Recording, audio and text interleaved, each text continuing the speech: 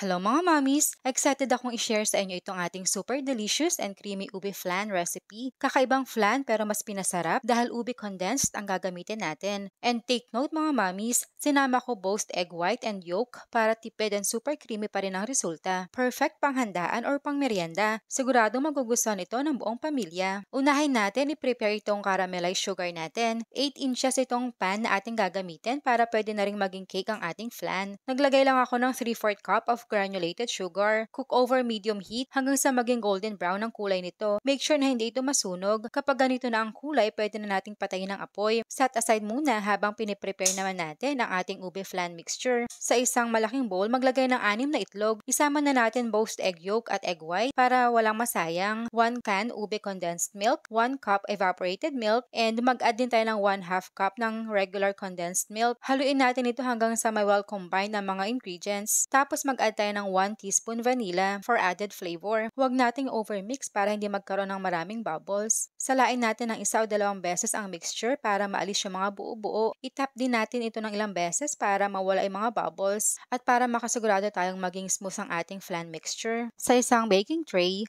maglagay tayo ng 1 inch na taas ng mainit na tubig. Saka natin ipatong ang pan na may flan mixture. Kailangan ng tubig para hindi maging dry ang ating flan kapag isinalang na sa oven. Takpan natin ng foil ang pan bago natin ito isalang sa oven. I-bake natin ito sa 160 degrees sa loob ng 50 minutes hanggang 1 hour. Mag-toothpick test na lang din tayo mga mommies para siguradong luto na ang ating flan bago natin patayin ang apoy. Kapag luto na, let it cool completely muna mga mommies bago natin ipasok sa refrigerator. Chill for at least 4 hours or overnight for best results. At ayan na mga mommies, napakaganda at super creamy ng ating ube leche flan. Sobrang sarap nito mga mommies, napaka-creamy, perfect sa kahit anong okasyon, at siguradong magiging hit sa kahit sinong titikim. Try nyo na rin at i-share ang inyong feedback sa ating comment section.